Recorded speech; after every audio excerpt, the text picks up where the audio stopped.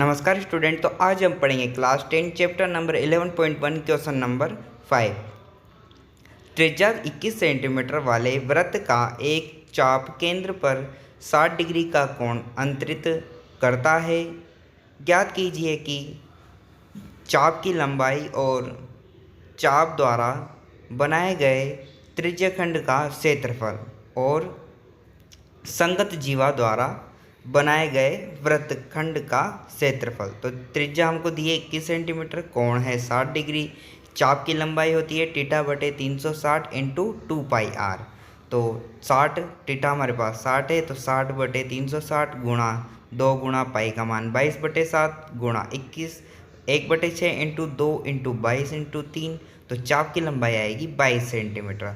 अब हमको ज्ञात करना है चाप द्वारा बनाए गए त्रिज्यखंड का क्षेत्रफल। तो त्रिज्यखंड का क्षेत्रफल होता है टीटा बटे 360 इंटू पाई आर स्क्वायर। तो टीटा हमारे पास 60 है, तो 60 बटे 360 इंटू पाई का मान 22/7 इंटू आर का मान 21 है, तो 21 का स्क्वायर। तो 1/6 इंटू 22 इंटू 21 इंटू 3। तो चाप द्वारा बनाए गए त्रिज्यखंड का क्षेत्रफल आएगा 231 सेंटीमीटर स्क्वायर। अब हमको ज्ञात करना है संगत जीवा द्वारा बनाया गया वृत्तखंड का क्षेत्रफल। तो वृत्तखंड का यानी कि ये जो त्रिज्यखंड है, इसमें जो ये लघु वृत्तखंड है हमको वो ज्ञात करना है।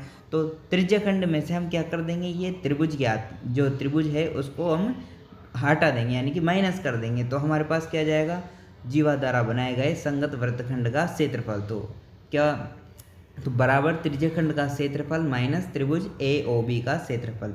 अब देखो ये त्रिभुज की दो भुजा बराबर है, यानी कि क्योंकि दो भुजा त्रिज्या है तो दोनों 21 है, तो ये कौन सा त्रिभुज है, समबाहु त्रिभुज। अब समबाहु त्रिभुज का क्षेत्रफल हम जानते हैं √3 3/4 A स्क्वायर। तो हमको क्या करना है, त्रिज्यखंड का क्षेत्रफल 231 में से माइनस करना है √3/4 A स्क्वायर, यानी कि 21 का स्क्वायर हमको माइनस करना है। तो 231 माइनस √3/4 21 का स्क्वायर 441। तो आंसर आ जाएगा 231 माइनस 441 √3/4 सेंटीमीटर स्क्वायर।